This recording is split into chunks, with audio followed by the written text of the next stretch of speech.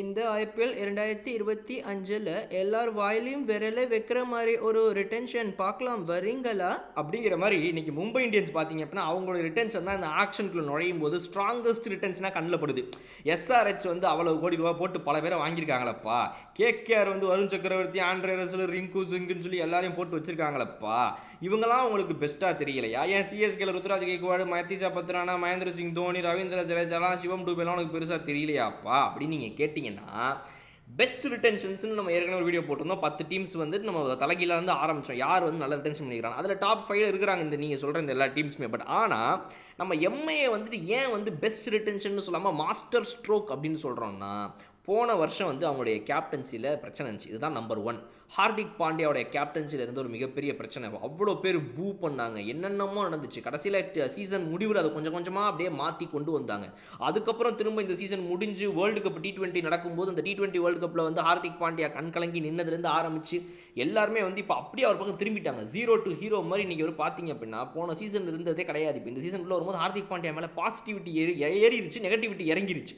So அவரை திரும்பவும் கேப்டனாக இந்த தடவை அவங்க உள்ளே கொண்டு வரதுக்கான எல்லா முயற்சிகளும் எடுத்திருக்காங்க. அதுவே வந்து நம்ம பாராட்ட வேண்டிய ஒரு விஷயம். தானாக நடந்திருக்குது. பட் அது மும்பை இந்தியன்ஸுக்கு ஒரு மிகப்பெரிய ப்ளஸ்ஸாக நடந்திருக்குது. அவங்க திரும்பவும் அவங்களுடைய இன்டென்ஷன் வந்து கரெக்ட் தான், நான் இவரை தான் எடுக்க போகிறேன்றாங்க. நம்மளுடைய தனிப்பட்ட கருத்து ரோஹித் சர்மா கேப்டன் ஆகணுன்றது தான் இந்த நிமிஷம் வரைக்கும்.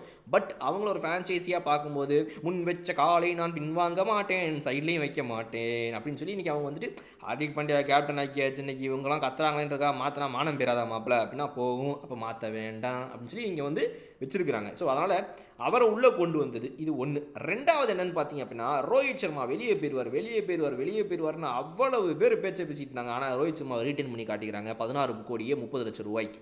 ஸோ அவரையும் உள்ளே ரீட்டைன் பண்ணியாச்சு. மூணாவது மேட்ரு, சூரியகுமார் யாதவ் வெளியே போயிடுவார், ஜஸ்பிரிட் பும்ரா வெளியே போயிடுவார். இவங்களுக்குலாம் இந்த ஸ்குவாடில் இடம் பிடிக்கல.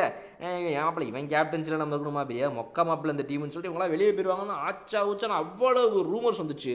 பட் எல்லா ரூமர்ஸையும் தகர்த்தெறிஞ்சு இன்றைக்கி மும்பை இந்தியன்ஸ் தாங்க ஏன் ஒரு ஸ்ட்ராங்கான ஸ்குவாடு, அவங்க ஏன் வந்துட்டு எம்ஐ ஒன் ஃபேமிலி அப்படின்றது அவங்களுடைய அந்த இதெல்லாம் வந்து கோட்ஸ் எல்லாம் வந்து நிரூபிக்கிற வகையில் அவங்க வந்து இந்த ரிட்டன்ஷனை பண்ணியிருக்கிறது பாராட்ட வேண்டிய விஷயம்.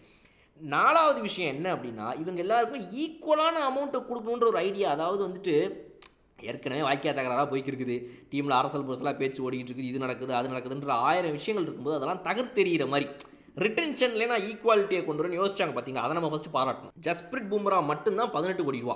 சூரியகுமார் யாதவ், ஹார்திக் பாண்டியா, ரோஹித் சர்மா 3 பேர் ஈக்குவல் டேர்ம்ஸில் கொண்டு வந்துட்டாங்க. மாப்பிள்ள சூரியகுமார் யாதவ் இப்போ இந்தியாவுடைய T20 international captain, Hardik Pandya T20 international டீமுடைய கேப்டனாக இருந்து அந்த இடத்த வந்து இழந்துட்டாப்புல.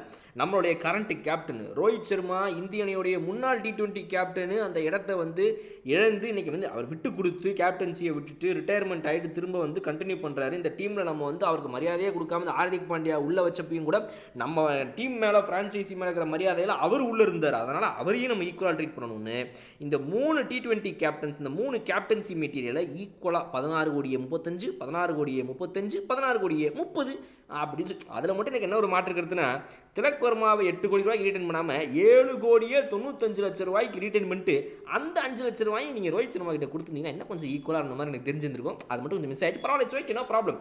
பட் இருந்தாலும் வந்துட்டு நம்ம அதை வந்து பாராட்டணும். அதில் வந்து இந்த 3 பேரையும் ஒன்று சேர்த்து கொண்டு வந்து பும்ராவாஜா நீ வேணால் முதல் ரிட்டன்ஷனாக, நீ தான் most important player of the tournament, உன்னைய மாதிரி பவுலரே யாரும் கிடையாது, அதனால் நீ வந்து எனக்கு வந்து முதல்ல இரு, மிச்சம் 3 பேர் நான் ஈக்குவலாக போட்டு அடிச்சிடுறேன் அப்படின்னு சொல்லி பண்ணது 4வது சூப்பரான விஷயம். 5வது, திலக் வர்மா மாதிரி ஒரு பிளேயரை வெறும் 8 கோடி ரூபாய்க்கு மாப்பிள்ள நம்ம அப்புறமா தனியாக வேணால் என்ன பேசிக்கலாம், நான் அவங்க அக்கௌண்ட்லாம் போட்டு விட்றேன், கிளம்பும்போது ஜோப்பில் பாக்கெட்டில் ஒரு 10,000 வச்சு விட்டு அனுப்புகிறேன், கணக்காக வச்சு பார்க்கும்போது அஃபீஷியலாக எனக்கு 8 கோடி தான் கொடுக்க முடியும், கொஞ்சம் புரிஞ்சுக்க, தப்பாக நினச்சிக்காத மாப்பிள்ள, என்ன அவனுக்கு கொடுக்குறான் இவனுக்கு கொடுக்குறான், நம்ம இவ்வளோ வருஷமாக இங்கேயே தவமாக கிடக்கிறமே, வெறும் 8 கோடி கொடுக்குறான் நினச்சிக்காதையா மாப்பிள்ள, உன் மேலே எனக்கு வந்து எந்த ஒரு இதுவும் கிடையாது அப்படின்னு சொல்லி அவர் ஒரு 8 கோடி ரூபாய்க்கு போடுறது. இந்த 5 விஷயம் தான் எம்ஐ பண்ண மாஸ்டர் ஸ்ட்ரோக் அப்படின்னு நம்ம இன்றைக்கி பாராட்டக்கூடிய அளவுக்கு இருக்குது. ஆக்ஷன்கள் நுழையும் போது என்ன தான் எஸ்ஆர்ஹெச் கேகேஆர்லாம் பெஸ்ட் ரிட்டன்ஷன்ஸை பண்ணியிருந்தாலும் கூட இவங்க மாஸ்டர் ஸ்ட்ரோக் பண்ணியிருக்காங்க.